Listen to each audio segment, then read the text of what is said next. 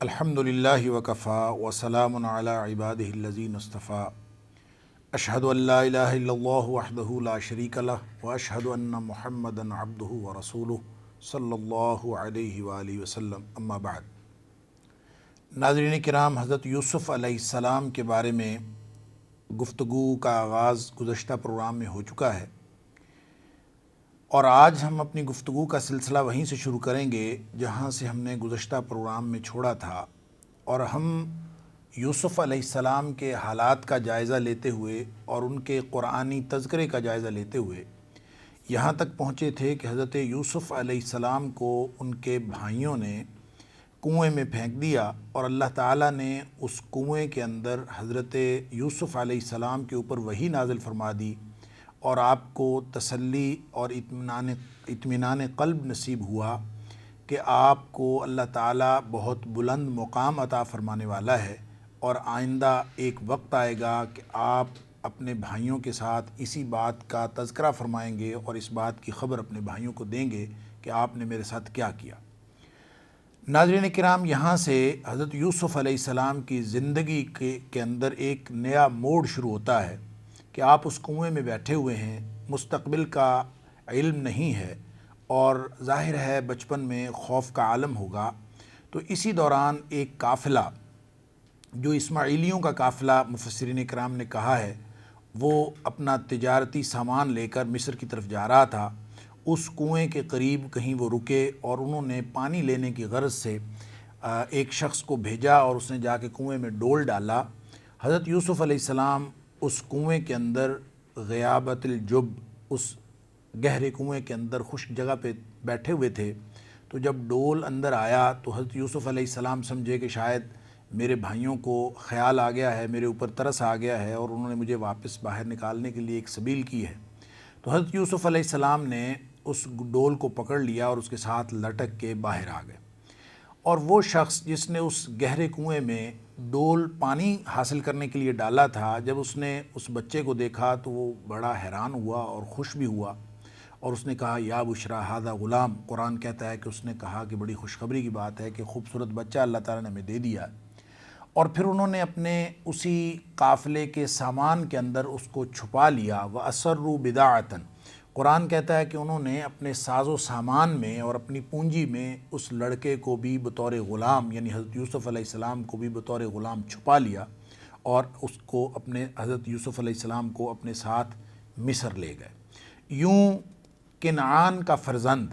مصر کی سرزمین میں داخل ہوا، لیکن ایک غلام کی حیثیت سے۔ ناظرین کرام، بڑی ہی عبرت ہے اس قصے کے اندر،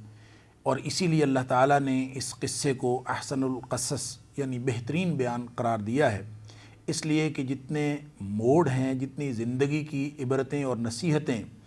انفرادی زندگی سے لے کر اجتماعی زندگی تک، اور ایک عام انسان کی انفرادی زندگی کے انتظامات سے لے کر اجتماعیت کے اور ملکی انتظامات اور خزانے کے انتظامات تک، جتنا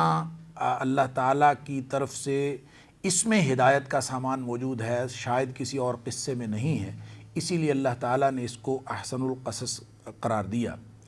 تو حضرت یوسف علیہ السلام ایک غلام کی سی حیثیت میں اس قافلے کے سامان کے طور پر اور پونجی کے طور پر اس سرزمین مصر کے اندر داخل ہوتے ہیں، لیکن اللہ کی شان دیکھیے کہ چونکہ حضرت یوسف علیہ السلام کو آگے چل کر مصر کی حکومت کا انتظام سنبھالنا تھا، اور خاص طور پر ان کے خزانے کا انتظام، اور خزانے کا انتظام بھی اس دور میں جب ان کے اوپر ایک قحط طاری ہونا تھا، ایک بہت بڑی مصیبت نازل ہونی تھی، اور اس کا انتظام جو عام انسانی بس سے باہر کی بات تھی، اس سارے انتظام کے لیے ایک اچھے ایڈمنسٹریٹر کی ضرورت تھی۔ تو حضرت یوسف علیہ السلام کو ایک بہترین منتظم کے طور پر تیار کرنا مقصود تھا، اس لیے اللہ تعالیٰ نے حضرت یوسف علیہ السلام کی تربیت کے لیے اس گھر میں پہنچا دیا جو اس وقت کے وزیر خزانہ، جس کو قرآن نے عزیز مصر کہا ہے، یعنی جو اس وقت کا مصر کا بہت سب سے بڑا وزیر تھا، اس وزیر کے گھر میں حضرت یوسف علیہ السلام اس طرح پہنچے کہ قافلے والوں نے حضرت یوسف علیہ السلام کو چند درہموں کے عوض اور بہت کم قیمت کے عوض بیچ ڈالا۔ ظاہر ہے ان کو ایک کنویں میں سے لڑکا ملا تھا، اس کے بارے میں وہ بہت زیادہ پریشان بھی نہیں تھے، بہت زیادہ کنسرن بھی ان کو نہیں تھا، اور حضرت یوسف علیہ السلام کی قیمت کے بارے میں بھی وہ بہت زیادہ پرواہ نہیں کر رہے تھے، لہٰذا انہوں نے چند درہموں کے عوض حضرت یوسف علیہ السلام کو فروخت کر دیا۔ اب یہ چند درہموں کے عوض فروخت ہونے والا بچہ مستقبل کا حکمران بننے والا ہے۔ اللہ تعالیٰ نے ان کی تربیت کے اہتمام کے طور پر ان کو عزیز مصر کے، یعنی مستقبل کا عزیز مصر، اس وقت کے عزیز مصر کے گھر تربیت پا رہا ہے، اور سارے انتظامات کے حوالے سے اور جو امور حکمرانی ہیں ان کی تربیت پا رہا ہے۔ اب حضرت یوسف علیہ السلام عزیز مصر کے گھر بطور غلام داخل ہوئے ہیں، لیکن عزیز مصر نے دیکھا کہ بچہ خوبصورت ہے اور ابھی ہے بھی کم عمر، تو اس بچے کو اگر اپنا بیٹا بنا لیا جائے اور کل کلاں یہ اپنی جائیداد کا اور اپنے معاملات کا وارث قرار پائے تو اس میں بہت اچھی بات ہے۔ لہذا اس نے اپنی بیوی سے کہا کہ اس کو ہم اپنا بیٹا بنا لیتے ہیں اور اس کو اچھی پرورش کریں، اور بہترین گویا اللہ تعالیٰ نے ان کی پرورش کا اہتمام فرما دیا، اور حضرت یوسف علیہ السلام عزیز مصر کے گھر اس طرح سے پرورش پانے لگے کہ اللہ تعالیٰ فرماتا ہے وَكَذَلِكَ مَكَّنَّا لِيُوسُفَ فِي الْأَرْضِ، اللہ تعالیٰ نے اس طرح سرزمین مصر کے اندر یوسف علیہ السلام کو ایسا بہترین ٹھکانہ عطا فرما دیا کہ جس میں امور مملکت کے سیکھنے کا اور اس کی تعلیم کا انتظام بھی تھا، اور آپ کی بہترین پرورش کا اہتمام بھی، اور ساتھ فرمایا کہ وَاللَّهُ غَالِبٌ عَلَىٰ أَمْرِهِ وَلَٰكِنَّ أَكْثَرَ النَّاسِ لَا يَعْلَمُونَ۔ اللہ تعالیٰ جو کام کرنا چاہتا ہے، برادران یوسف نے چاہے یوسف علیہ السلام کو کنویں میں پھینک کر ان کو نسیم منسیہ کر دیا اور ایک بھولی بسری داستان بنا دیا، لیکن اللہ تعالیٰ جو ان کو حکمران بنانا چاہتا تھا تو اللہ اپنے کام پر اور جس کام کو اللہ تعالیٰ کرنا چاہتا ہے اس کے اوپر غالب ہے۔ غالبٌ علی امرہ، اللہ تعالیٰ ہر کام کر کے رہتا ہے، ولیکن اکثر الناس لا یعلمون، لیکن لوگوں کی اکثریت اس بات کو جانتی نہیں کہ اللہ تعالیٰ اپنے تمام کام ہر طرح کے حالات میں کرنے پر قادر ہے۔ یوں حضرت یوسف علیہ السلام اس ماحول کے اندر بڑے ہوتے ہیں، ولما بلغ اشدہ آتیناہ حکما وعلما وکذالک نجزی المحسنین۔ اب ایک طرف تو ماحول ایسا ملا، براٹ اپ، پرورش کا ماحول اس طرح کا ملا کہ حضرت یوسف علیہ السلام ایک بہترین قسم کی پرورش پا رہے ہیں ایک حکمران کے گھر، اور دوسری طرف اللہ تعالیٰ نے اپنی طرف سے بھی فرمایا آتیناہ حکما وعلما، اللہ تعالیٰ نے حکمت بھی عطا فرمائی، علم بھی عطا فرمایا۔ اور یہ جو فرمایا ہے کہ ولما بلغ اشدہ، جب حضرت یوسف علیہ السلام اپنی گویا بلوغت کی عمر کو پہنچ گئے، پختگی کی عمر کو پہنچ گئے، تو پختگی کی عمر جو انبیاء کی پختگی کی عمر ہوتی ہے وہ 40 برس ہے۔ گویا اللہ تعالیٰ نے 40 برس تک حضرت یوسف علیہ السلام کی تربیت فرمائی ہے، اور اسی تربیت کے وہ مختلف مراحل ہیں کہ جس میں کبھی حضرت یوسف علیہ السلام عزیز مصر کے گھر تربیت پا رہے ہیں، کبھی وہ خواتین کی طرف سے پیدا کیے گئے فتنے میں مبتلا ہو رہے ہیں اور اس آزمائش سے اللہ تعالیٰ ان کو نکال رہا ہے، اور کہیں وہ اپنی پاکیزگی کردار کے ثبوت کے طور پر لوگوں کے سامنے اپنا کردار پیش کر رہے ہیں، اور اسی طرح حضرت یوسف علیہ السلام پھر جیل کے اندر جا کر اپنی گویا اپنے کردار کو اور اپنے دامن کو کسی بھی قسم کے دھبے سے پاک رکھنے کے لیے اور اپنے کردار کی عفت و عصمت کے لیے، اس کے تحفظ کے لیے جیل کے اندر بیٹھے ہوئے اللہ تعالیٰ کی وحدانیت کی تبلیغ فرما رہے ہیں۔ تو یہ سارے جو مراحل ہیں یہ 40 سال کی عمر سے پہلے گویا حضرت یوسف علیہ السلام نے سر کر لیے، اور جب حضرت یوسف علیہ السلام جوان رعنا کے طور پر، ایک خوبصورت نوجوان کے طور پر اللہ تعالیٰ نے حضرت یوسف علیہ السلام کو حسن عطا فرمایا تھا، اور مسلم شریف کی حدیث ہے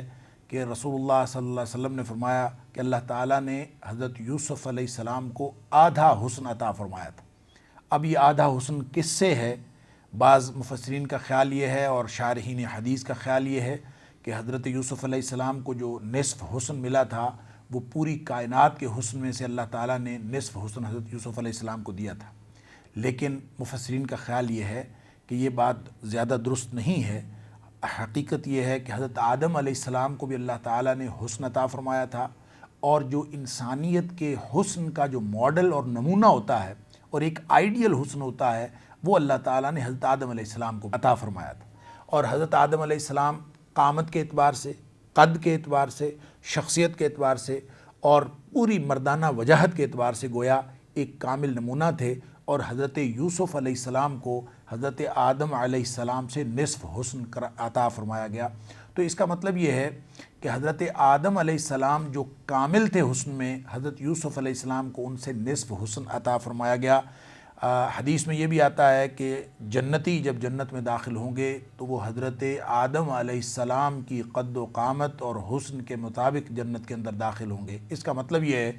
کہ ظاہر ہے کہ جب جنتی جنت میں داخل ہوں گے تو اس وقت وہ اپنے حسن میں، اپنی قامت میں، اپنے قد میں کامل ہوں گے۔ تو یہ بات اور یہ تشریح اور یہ وضاحت زیادہ صحیح معلوم ہوتی ہے کہ حضرت یوسف علیہ السلام کو جو نصف حسن عطا فرمایا ہے وہ کائنات کا نصف حسن نہیں ہے، بلکہ وہ حضرت آدم علیہ السلام کو عطا فرمائے گئے حسن میں سے نصف حسن ہے۔ تو اتنا خوبصورت نوجوان گھر میں موجود تھا تو عزیز مصر کی بیوی اس کی نیت کے اندر فطور آ گیا، اور یہ گویا حضرت یوسف علیہ السلام کے لیے ایک بہت بڑی آزمائش تھی۔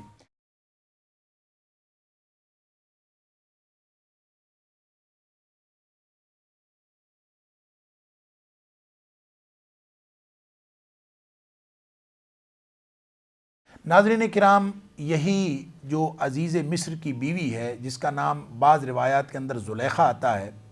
یہ عزیز مصر کی بیوی کا حضرت یوسف علیہ السلام کو اپنے دام میں پھنسانے کی کوشش کرنا اور اس کے لیے پلاننگ اور منصوبہ بندی کرنا، یہی وہ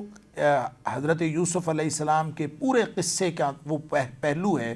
جس کو عام لوگ نمایاں کر کے حضرت یوسف علیہ السلام کے قصے کو ایک لو سٹوری یا ایک محبت کی داستان قرار دیتے ہیں۔ اور میں نے گزشتہ پروگرام میں بھی یہ عرض کیا تھا کہ یہ احسن القصص صرف اس لیے نہیں ہے کہ یہ اس کے اندر محبت کی داستان ہے، بلکہ حقیقت میں یہ اس لیے احسن القصص ہے کہ یہ عظمت کردار کا قصہ ہے۔ حضرت یوسف علیہ السلام کو ایک بناؤ سنگار کے ساتھ ایک حکمران کی بیوی جو اس وقت کے شاہ مصر، جو بادشاہ تھا مصر کا، اس کی بھانجی بھی تھی۔ کہتے ہیں اس وقت کا جو بادشاہ تھا فرعون، یعنی مصر کے بادشاہوں کا لقب ہوتا تھا فرعون، اور جو اس وقت کا فرعون تھا اس کا نام تھا ریان بن ولید، اور ریان بن ولید کی مفسرین نے لکھا ہے کہ یہ خاتون بھانجی تھی اور عزیز مصر کی بیوی تھی۔ گویا نجیب الطرفین قسم کی خاتون، اور نسب کے اعتبار سے، حسب کے اعتبار سے، مال و دولت کے اعتبار سے اور حسن و جمال کے اعتبار سے ایک گویا اس وقت کی خواتین میں ایک نمایاں ترین خاتون اپنے پورے بناؤ سنگار کے ساتھ اور پورے فاخرانہ لباس کے ساتھ اس وقت کے جوان رعنا اور جو اپنی بھرپور چڑھتی ہوئی جوانی کے ایام گزار رہا تھا، اس شخص کو، یوسف علیہ السلام کو اپنے دام میں پھنسانے کی کوشش کرتی ہے، اور کوشش بھی ایسی کہ اب اندر کمرے میں بند ہو کے، دروازوں کو بند کر کے اور بہت اگلے کمرے میں جا کے حضرت یوسف علیہ السلام کو وہ اپنے یعنی اپنے دام میں پھنسانے کی اس طرح سے کوشش کرتی ہے کہ وہ ان کو دعوت دیتی ہے برائی کی اور بدکاری کی۔ اب یہ ایک ایسا موقع ہے کہ سوائے اللہ کے وہاں پہ کوئی اور دیکھنے والا نہیں۔ مفسرین کرام نے یہاں پہ بڑی عجیب و غریب داستانیں وہاں پہ لکھی ہیں کہ حضرت یوسف علیہ السلام جو ہیں وہ بھی، چونکہ قرآن کا جو اسلوب ہے اس میں یہ فرمایا گیا ہے وَحَمَّتْ بِهِ وَحَمَّ بِهَا، کہ اس خاتون نے حضرت یوسف علیہ السلام کے ساتھ برائی کا ارادہ کیا، اور حضرت لوگوں نے اس کا ترجمہ کیا کہ حضرت یوسف علیہ السلام نے بھی برائی کا ارادہ کر لیا، حالانکہ ایسی بات نہیں ہے۔ قرآن اس بارے میں واضح طور پر بیان فرماتا ہے کہ وَلَقَدْ حَمَّتْ بِهِ وَحَمَّ بِهَا لَوْلَا أَن رَأَىٰ بُرْهَانَ رَبِّهِ، کہ حضرت یوسف علیہ السلام بھی ارادہ کر لیتے برائی کا اگر انہوں نے اللہ کی برہان نہ دیکھی ہوتی۔ اپنے مالک کی طرف سے ان کو اللہ تعالیٰ نے وہ برہان، وہ دلیل، وہ حکمت، وہ دانائی، وہ شعور اور وہ کا کردار اور ظاہری اور باطنی پاکیزگی عطا نہ فرمائی ہوتی تو حضرت یوسف علیہ السلام بھی برائی کا ارادہ کر لیتے۔ اس خاتون نے برائی کا ارادہ کیا، حضرت یوسف علیہ السلام نے برائی کا ارادہ نہیں کیا۔ اس کی ان جملہ تفصیلات سے قطع نظر جو لوگوں نے اس موقع کی بیان کی ہیں، بعض نے کہا ہے کہ اس خاتون نے اپنے جو اس موقع کی مناسبت سے جو اس کمرے کے اندر بت پڑا ہوا تھا، اس بت کے اوپر کپڑا ڈال دیا کہ تاکہ یہ بت جو ہے ہماری برائی کو اور کردار کی برائی کو نہ دیکھے۔ تو حضرت یوسف علیہ السلام نے کہا کہ یہ تمہارا خدا ہے، یہ تمہارا معبود ہے کہ جس کے اوپر تم نے کپڑا ڈال لیا ہے، اور میرا رب جو ہے وہ تو ہر وقت دیکھتا ہے، اور اس سے تو چھپنے کا کوئی کونا خطرہ ایسا نہیں ہو سکتا کہ حضرت یوسف علیہ السلام کے رب سے کہیں چھپ جایا جائے۔ لہٰذا یہ برائی کے ارتکاب میں حضرت یوسف علیہ السلام نے پوری طرح سے ریزسٹ کیا اور پوری طرح سے کردار کی عظمت کا اظہار فرمایا۔ ناظرین کرام، یہ بہت بڑی آزمائش ہے، اور یہ اتنی بڑی آزمائش ہے کہ رسول اللہ صلی اللہ علیہ وسلم نے فرمایا کہ جو شخص اس آزمائش میں پورا اترا کہ انتہا درجے کی تنہائی میں، اور ایک انتہائی خوبصورت خاتون جو مال و جائیداد کے اعتبار سے بھی اور حسب نسب کے اعتبار سے بھی اور خوبصورتی یعنی حسن و جمال کے اعتبار سے بھی بہترین ہے، اور وہ اس کو دعوت گناہ دیتی ہے، اور کوئی شخص صرف اللہ کے خوف سے اس سے باز رہتا ہے، تو یہ اتنی بڑی عظمت کی بات ہے کہ اللہ تعالیٰ اس شخص کو قیامت کے دن اپنے عرش کے سائے کے نیچے جگہ عطا فرمائے گا، اس دن جس دن اللہ کے عرش کے سائے کے سوا کوئی سایہ نہیں ہوگا، اور ایسا شخص ان 7 قسم کے لوگوں میں سے ہوگا جس کو اللہ تعالیٰ قیامت کے دن اپنے عرش کے سائے کی سعادت عطا فرمائیں گے۔ یہ گویا کردار کی عظمت اور بلندی کا یہ نتیجہ اور اجر و ثواب ہے۔ حضرت یوسف علیہ السلام کو یہ پوزیشن، یہ مقام اور یہ فضیلت بھی عطا ہوئی۔ اب ناظرین کرام، بہت سارے لوگ یہ کہتے ہیں، اب دیکھیں، ہونے والا بادشاہ، ہونے والا نبی انتہائی قسم کی تنہائی کے اندر بھی اپنے کردار کا تحفظ کرتا ہے، اپنے دامن پر کسی قسم کا دھبا لگنے نہیں دیتا اللہ کے حکم سے اور اللہ کے خوف سے، یعنی میرا اللہ کیا کہے گا۔ خاص طور پر جب حضرت یوسف علیہ السلام نے یہ بات فرمائی کہ وَاسْتَبَقَ الْبَابَ وَقَدَّتْ قَمِيصَهُ مِن دُبُرٍ، جس وقت اس نے دعوت دی، حضرت یوسف علیہ السلام نے یہ بات فرمائی کہ قَالَ مَعَاذَ اللَّهِ إِنَّهُ رَبِّي أَحْسَنَ مَثْوَايَ إِنَّهُ لَا يُفْلِحُ الظَّالِمُونَ، کہ میرا رب جو ہے اس نے مجھے بہترین مقام عطا فرمایا ہے، بہترین ٹھکانہ عطا فرمایا ہے، اور بہترین جگہ دی ہے، اور اگر میں اس بد کرداری میں اور اس گناہ میں ملوث ہو جاؤں تو یہ تو بہت بڑا ظلم ہے، اور اگر میں اس ظلم میں مبتلا ہو جاؤں گا تو اللہ تعالیٰ کبھی ظالموں کو فلاح نصیب نہیں کرتا۔ ناظرین کرام، وہ فلاح جس کا تعلق عوام کی دنیا سے ہے، جس کا تعلق ظاہر کی دنیا سے ہے، جس کا تعلق اجتماعیت کی دنیا سے ہے اور محفل کی دنیا سے ہے، اس کامیابی کا گویا حضرت یوسف علیہ السلام اس حقیقت کی طرف اشارہ فرما رہے ہیں کہ اس کامیابی کا تعلق یہاں تنہائی میں کیے گئے ظلم سے بھی اس کا تعلق ہے، اور تنہائی میں کیا گیا کوئی گناہ ایسا ممکن نہیں ہے کہ وہ انسان کے کردار پر ایسا دھبا نہ چھوڑے جس کا اس کی ظاہری کامیابی پر، دنیاوی اور اخروی کامیابی پر اثر نہ ہو۔ لہٰذا ایسا شخص جس نے دنیا کے اندر کوئی کردار ادا کرنا ہو یا دنیا کے اندر کوئی ایسا کارنامہ سر انجام دینا ہو جو انسانیت کے لیے بھی مفید ہو اور اس شخص کی اپنی زندگی اور اپنے انجام کے لیے بھی مفید ہو، تو یہ خاص بات اس قصے کے اندر واضح کی جا رہی ہے کہ اس کے کردار کے اندر کسی قسم کا ایسا دھبا، ایسی چھوٹی سی چھوٹی بات جس کا تعلق تنہائی کی زندگی اور انتہا درجے کی تنہائی کے ساتھ بھی ہو اور انتہا درجہ کی خلوت بھی میسر ہو، تو اس میں بھی اللہ تعالیٰ اس کے کردار کی حفاظت کرتا ہے، اور وہ شخص خود بھی اسی طرف کوشش کرتا ہے، اور جیسے یوسف علیہ السلام نے فرمایا معاذ اللہ، اب میں اللہ کی پناہ مانگتا ہوں، میرا رب مجھے اتنا بڑا مقام عطا فرما رہا ہے اور میں ظالموں میں سے ہو جاؤں، اور صاف انکار کر دیا کہ میں یہ نہیں کروں گا۔ اب وہ بھاگنے لگے وہاں سے، تو حضرت یوسف علیہ السلام وہاں سے بھاگے دروازے کی طرف، وہ خاتون پیچھے بھاگی ہوگی، قرآن اس کو اجمالی انداز میں بیان کرتا ہے، لیکن بعد میں جب باہر نکلے اور دروازے سے باہر نکلتے ہی دیکھا کہ وہاں پہ عزیز مصر کھڑا ہوا تھا، اور اب عزیز مصر کی بیوی اس نے جب دیکھا اب ایسا منظر جس میں ایک خاتون نے ایک نوجوان کو اپنے دام میں پھنسانے کی کوشش کی ہو اور وہ بچ نکلا ہو اور سامنے ہی اس کا شوہر کھڑا مل گیا ہو، تو اس منظر میں اب اس خاتون کو سب سے پہلی فکر اس بات کی ہوئی کہ وہ اپنی بے گناہی ثابت کرے، لہٰذا اس نے فوری طور پر حضرت یوسف علیہ السلام کے اوپر الزام لگا دیا اور کہا قالت ما جزاء من اراد باہلک سوءا الا ان یسجن او عذاب علیم، یعنی قبل اس کے کہ حضرت یوسف علیہ السلام کوئی بات کہتے یا عزیز مصر سے شکایت کرتے کہ تمہاری بیوی نے میرے ساتھ یہ کیا ہے یا اس طرح سے مجھے اپنے گناہ کی طرف راغب کرنے کی کوشش کی ہے، قبل اس کے کہ حضرت یوسف علیہ السلام کوئی بات فرماتے وہ خاتون خود ہی بولنے لگی اور اس نے الزام حضرت یوسف علیہ السلام پر لگا دیا اور کہا ما جزاء، کیا بدلہ ہے اس کو کیا سزا ملنی چاہیے، من اراد باہلک سوءا، جس نے تیری بیوی کے ساتھ، تیرے اہل کے ساتھ، تیرے گھر والوں کے ساتھ جس نے برا ارادہ کیا، اس کی کیا سزا ہونی چاہیے، اس کو سخت سزا ملنی چاہیے یا اس کو جیل میں ڈال دینا چاہیے۔ یعنی وہ فوراً یہ بول پڑی، گویا اس نے اپنا سارا الزام حضرت یوسف علیہ السلام پہ لگا دیا۔ اب یوسف علیہ السلام ابھی پختگی کی عمر کو نہیں پہنچے، جوانی کی عمر ہے لیکن پختگی کی عمر نہیں ہے۔ اب اگر یہاں پہ تہمت لگ جاتی حضرت یوسف علیہ السلام کے کردار پر، تو کل کلاں جب نبوت عطا ہونی تھی اور جب حضرت یوسف علیہ السلام نے اس مصر کی مملکت کا انتظام سنبھالنا تھا، تو ماضی کے اندر بھی اگر کوئی دھبا آپ کے کردار پر لگا ہوتا تو وہ آپ کے راستے میں اور آپ کی عظمت کے اندر اور آپ کی فضیلت کے اندر رکاوٹ بنتا۔ لہٰذا اللہ تعالیٰ نے آپ کی بے گناہی ثابت کرنے کے لیے وہیں سے ایک شخص پیدا کر دیا، اور ایک شخص جس نے آ کے یہ سارا موقع دیکھا تو اس نے کہا کہ حضرت یوسف علیہ السلام کی قمیص کو دیکھ لیں، آپ کا معائنہ کر لیں۔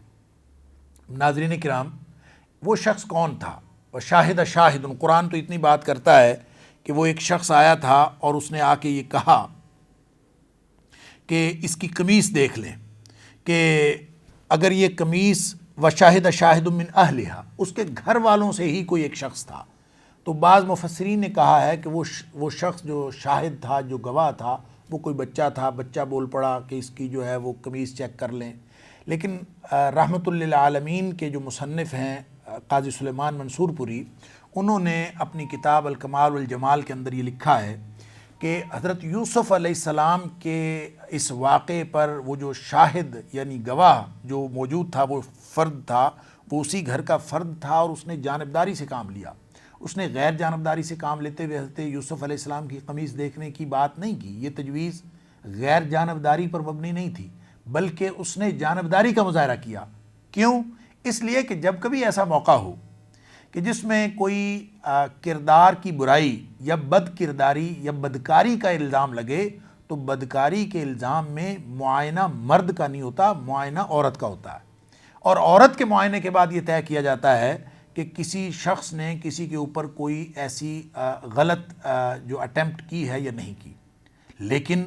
وہاں پہ معاملہ ہی الٹ تھا، انہوں نے بجائے اس کے کہ خاتون کا معائنہ کیا جاتا، حضرت یوسف علیہ السلام کے معائنے کی بات کی کہ ان کا معائنہ کریں کہ قمیص کس طرف سے پھٹی ہے،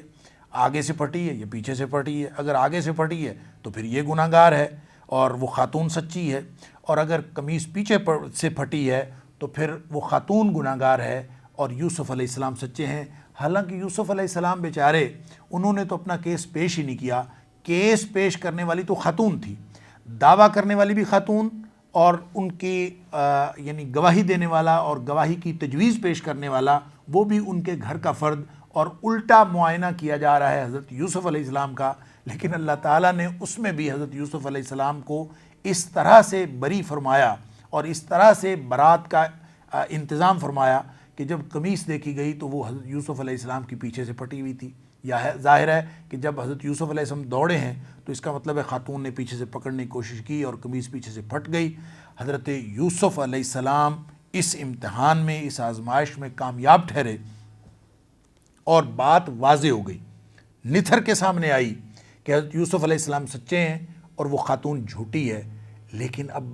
وہ عزیز مصر تھا، اس وقت کا سب سے بڑا ایڈمنسٹریٹر تھا، گویا وزیر اعظم تھا، اور وزیر اعظم کی بیوی پر الزام لگے اور ثابت یہ ہو جائے کہ جھوٹی بیوی ہے اور جو لڑکا ان کے گھر میں پرورش پا رہا ہے یوسف علیہ السلام وہ سچا ہے، تو ظاہر ہے اس کے اندر عزیز مصر کی بڑی بدنامی تھی، اور لوگوں کو اگر پتہ چلتا کہ اس وقت کا جو ایڈمنسٹریٹر ہے اور اس وقت کا جو منتظم ہے اس کی